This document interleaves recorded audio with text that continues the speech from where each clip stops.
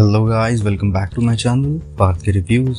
और हम आ गए हैं आपके आगे द बॉय सीजन 4 एपिसोड 2 की पूरी एक्सप्लेनेशन और पर्सनल रिव्यू लेकर।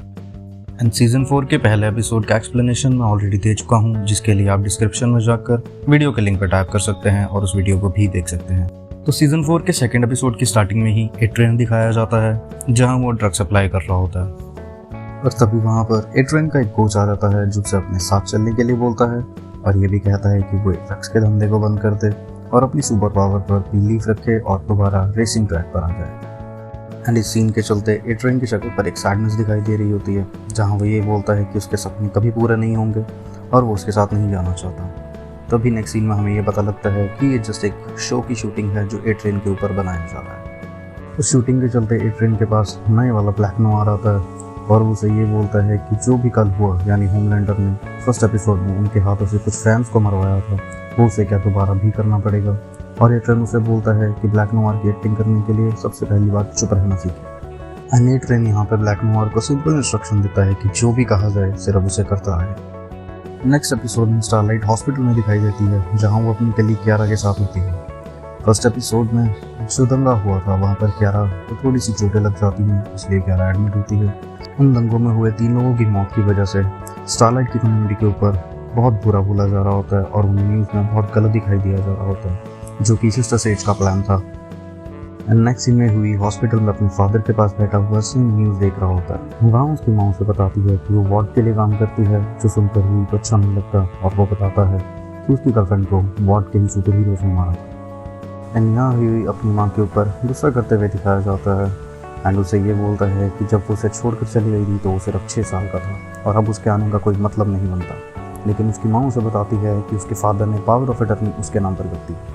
ये सुनकर ही थोड़ा कंफ्यूज हो जाता है, क्योंकि ऑब्वियसली उसकी मदर उसके फादर को और उसे बहुत पहले छोड़कर चली गई थी, तो उसके फादर ने पावर ऑफ अटर्नी उसकी माँ को दी थी। फिर उसकी माँ ये बताती है कि उसके फादर और उसकी माँ की पिछले 2 साल से बातें हो रही थी, जो कि शायद ह्यूई को नहीं पता था। एंड ये सुनने के बाद ह्यूई वहाँ से गुस्सा में चला जाता है।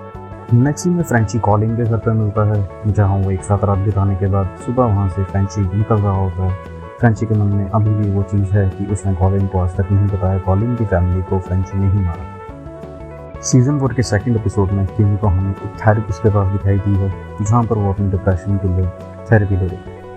अगले सीन में बुचर दिखाया जाता है, जहाँ वो द बॉयज़ की बाकी टीममेट्स को ये बताता है कि वो जल्दी ही मरने वाला है। और ये सुनने के बाद स्टारलाइट उस पर गुस्सा दिखाती है, क्योंकि उसने उसे पहले ही टोका था कि कंपाउंड भी लेने की वजह से उसकी मौत भी हो सकती है, लेकिन वो उसकी बात नहीं मानता। इसके बाद एमएम बिली बुचर को अपने साथ अलग से चलने के लिए बोलता है एंड वहाँ वो उसे ये कहना चाहता है कि वो द बॉयज़ को छोड़कर यहाँ से निकल जाए, जो पर्सनली मुझे तो अच्छा नहीं लगा।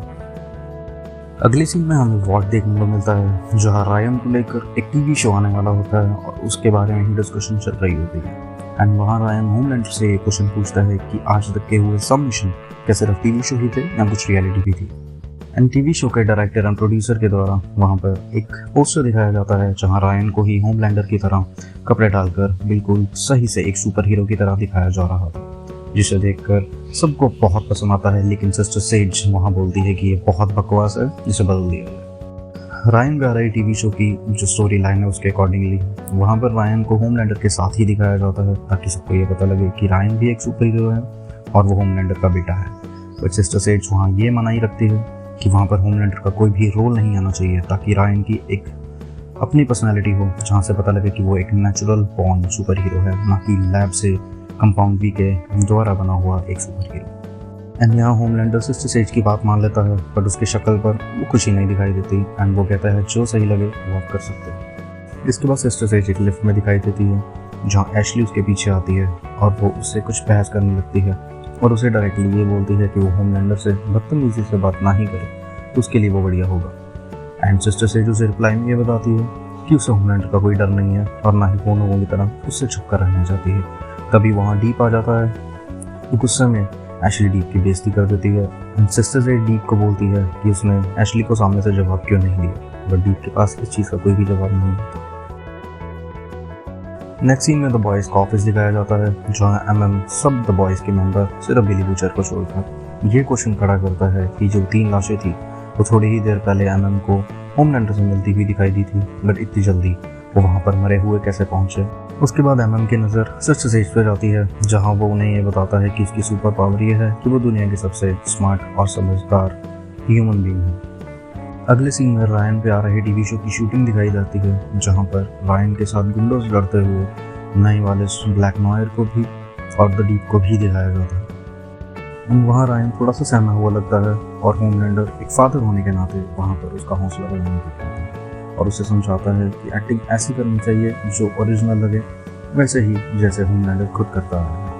अगले सीन में एशली और डीप एक साथ दिखाई देते हैं, जहाँ डीप एशली के साथ बदतमीजी से बात करता है सिस्टर सेज की बातों में आकर और उसे अपना गुस्सा जताता है। एशली वहाँ से डर कर भाग जाती है।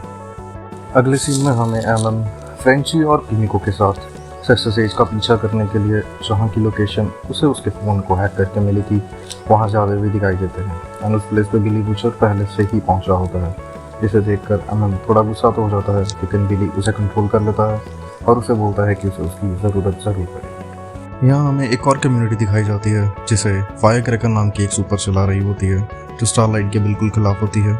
एंड सिस्टर सेज वहाँ उसी को मिलने आई होती है, जिसके पीछे एमएम, बुचर, फ्रेंची और किमिको भी वहाँ अवेलेबल होते हैं। अगले सीन में हमें स्टारलाइट और ह्यूई एक साथ गाड़ी में दिखाई देते हैं, जहाँ वो ए ट्रेन का पीछा कर रहे होते हैं सबूत इकट्ठा करने के लिए। और वहाँ ए ट्रेन अपने भाई के बच्चों के साथ उन्हें स्टोरी शेयर कर रहा होता है, जहाँ ए ट्रेन का भाई, जो कि सीज़न 3 में अपाहिज हो गया था, उसकी नाराज़गी दिखाता हुआ अपने बच्चों से ये कहता है कि ए ट्रेन की हर बात झूठ है, उसने आज तक कोई मिशन नहीं किया, ये सब नकली टीवी शोज़ बनाए जाते हैं, जैसे कि रायन के लिए भी बनाए जा रहे हैं। और उन्हें वो क्लियरली बोलता है कि आज के बाद अपने अंकल से वो ना मिले। इस सब के बाद ए ट्रेन की शक्ल पर एक सैडनेस दिखाई दे रही होती है और ए ट्रेन वहाँ से चला जाता है। अगले सीन में हमें फायर क्रैकर दिखाई देती है, जहाँ उसके फैंस उससे ऑटोग्राफ ले रहे होते हैं एंड एज यूजुअल एमएम और बूचर उसका पीछा कर रहे होते हैं। वहाँ सिस्टर सेज फायर क्रैकर को उसके लिए काम करने का बोलती है। फायर क्रैकर और सिस्टर सेज की बात को सुनकर बिली बूचर एमएम को ये सजेशन देता है कि इनमें से किसी एक को पकड़ लेते हैं और मारपीट कर इसे सब उगलवा लेते हैं, लेकिन एमएम बूचर के तरीके से कभी भी एग्री नहीं कर पाया, ना ही अब करता है। इस बात पर वो बूचर से गुस्सा होकर बोलता है कि उसे यहाँ से चले जाना चाहिए। एंड बूचर बाहर लाकर उससे यही बोलता है कि लास्ट सीजन में हमें देखने को जो मिला था। बूचर के मना करने पर एमएम सोल्जर बॉय को नहीं मार पाया था एंड उसी बात का एमएम को आज तक गुस्सा है। अगले सीन में ए ट्रेन स्टारलाइट और ह्यूई के पास द बॉयज़ के ऑफिस में आता है, जहाँ उन्हें प्रूफ देता है कि पिछले एपिसोड में मरे 3 जो फैंस थे, वो लोग 1 मिनट पहले वहाँ से 10 मील दूर एक जगह पर थे, बट इतनी जल्दी वहाँ लाशें कैसे पहुँची। एंड ये प्रूफ देने के बाद स्टारलाइट और ह्यूई ए ट्रेन से कंफ्यूज होकर पूछते हैं कि वो उसकी हेल्प क्यों कर रहा है। एंड ए ट्रेन उन्हें ये जवाब देता है कि उसे पता था गाड़ी में ह्यूई और स्टारलाइट उसे और उसकी फैमिली के बीच होती कन्वर्सेशन को सुन रहे थे, फिर भी उन्होंने आकर वहाँ और कुछ नहीं बोला, इसलिए वो उनकी हेल्प करना चाहता था और कुछ नहीं। ये बोलकर ए ट्रेन वहाँ से चला जाता है। अगले सीन में हमें ये देखने को मिलता है कि रायन के ऊपर आ रहे टीवी शो की शूटिंग चल रही होती है, जहाँ रायन के साथ ब्लैक नोआर और डीप को भी दिखाया जाता है गुंडों से लड़ते हुए। वहाँ तभी होमलैंडर आ जाता है, जो कि स्क्रिप्ट में नहीं था। उसे देखकर रायन थोड़ा कंफ्यूज होता है और होमलैंडर रायन को बोलता है कि एज यूजुअल मूवी की स्टोरी लाइन की तरह गुंडे को पुश करे, और उसके 3-4 बोलने पर रायन जब गुंडे को पुश करता है तो वो अपनी फोर्स पर कंट्रोल नहीं कर पाता एंड उस इंसान की डेथ हो जाती है। अगले सीन में एमएम, फ्रेंची और किमिको फायर क्रैकर का पीछा करते हुए दिखाई देते हैं, जहाँ वो एक हॉल में आ जाते हैं और तभी वहाँ फायर क्रैकर, सिस्टर सेज और कुछ सिक्योरिटी गार्ड्स के साथ जो गन से लोडेड होते हैं उनके पीछे आ जाते हैं। एंड वहाँ सिस्टर सेज फायर क्रैकर को ऑर्डर देती है, अगर उसने इन सबको मार दिया तो उसकी 7 में एंट्री पक्की। एंड ये ऑर्डर सुनने के बाद फायर क्रैकर अपने साथ सिक्योरिटी गार्ड्स को ऑर्डर देती है कि वो इन सबको मार दे ताकि उसको 7 में एंट्री मिल जाए। तभी वहाँ बिली बूचर आ जाता है, जो उनकी हेल्प करता है लड़ने के लिए। एंड किमिको बहुत बुरी तरह से फायर क्रैकर को पीटती है और फायर क्रैकर वहाँ से भाग जाती है। अगले सीन में हमें होमलैंडर और रायन दिखाई देते हैं, जहाँ रायन रो रहा होता है एंड होमलैंडर के पूछने पर वो उसे बताता है कि उसकी वजह से आज एक इंसान मर गया। एंड होमलैंडर उसे समझाता है कि इंसान सिर्फ एक खिलौने हैं एंड उनका मरना कोई बड़ी बात नहीं है। एंड बूचर एमएम से बात करता है कि अब उसके पास टाइम ज़्यादा नहीं है, लेकिन वो मरने से पहले एक चीज़ ठीक करनी चाहता है, जो है रायन की सिक्योरिटी और रायन की सेफ्टी। वो रायन को होमलैंडर से दूर करना चाहता है किसी भी तरीके से।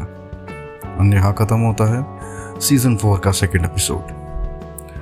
मेरा रिव्यू इस एपिसोड का तो कुछ ऐसा रहा कि ये 50-50 था।